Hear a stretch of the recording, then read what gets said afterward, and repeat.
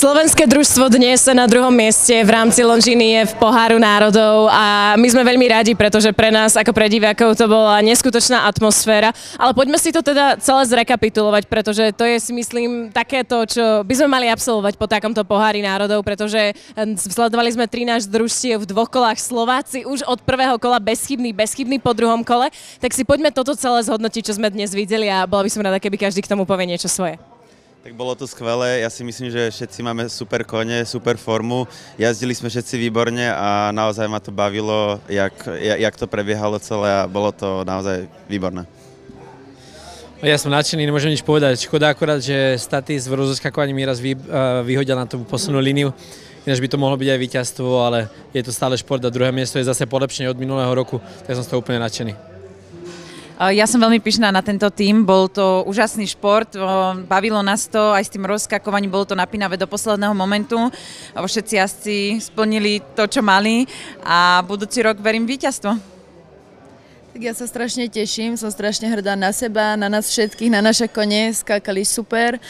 Myslím si, že môžeme byť naozaj veľmi spokojní a strašne sa teším. Ja si myslím, že máme jeden z najlepších tímov, aký sme doteraz mali. A myslím si, že dneska nám veľmi pomohlo to, že Dominika išla na začiatku nulu a celý tým sa ukludnil a v zásade od toho sa to odvíjalo celý ten Pohár národov.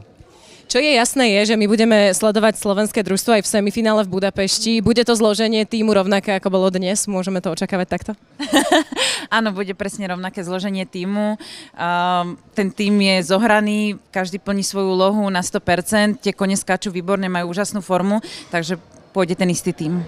Minulý rok sa družstvo Slovenska predstavilo aj vo Varšave a my všetci dúfame, že tomu bude tak aj tento rok, ale naozaj, ako Broňo povedal, už budúci rok by ste mohli byť aj prvý, keď už minulý rok tretí, tento rok druhý, budúci rok, áno, presne, vy ste sa mohli vyšplhať aj tú najvyššiu priečku, ale mňa zaujíma to rozhodnutie, pretože je jasné, že 2 kola absolvujú všetci jazdci, ale ako prišlo rozhodnutie, že Broňo, ty pôjdeš do toho rozoskakovania? Spýtaj sa tých ostatných, ja som len dostal rozkaz. Bolo to jasné, Broňo má veľké skúsenosti s tým, jeho kôň by byť naozaj veľmi rýchly. Dominika má ešte mladého koňa, tak dostal aj oddychnutie, 2 kola boli dostatočne pre ňoho na tú silu a kondíciu a Davidov kôň nie je úplne z tých najrýchlejších, tak ako ani ten Radov, tak bolo to jasné, jasná voľba tak. Domi, aké to bolo, keď si zahájila celý Pohár národov, ty ako úplne prvá jazdkyňa várenia, keď si dokončila úplne prvú jazdu dnešného dňa s nulou? Musím povedať, že som mala strašný stres a jak som doskočila posledný skok, tak ten stres opadol a už iba prišli tie super pozitívne emócie, takže tak.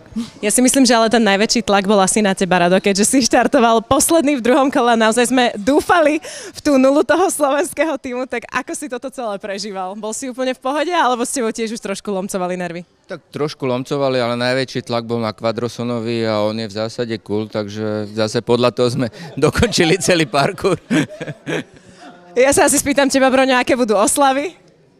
Vieš čo, vôbec ideme spať teraz za chvíľku, za 10 minút dáme si sprchu a ideme si oddychnúť. Preto tak pachnete po šampanskom. No ja vás blahoželám a tešíme sa na vás v semifinále. Blahoželám vám.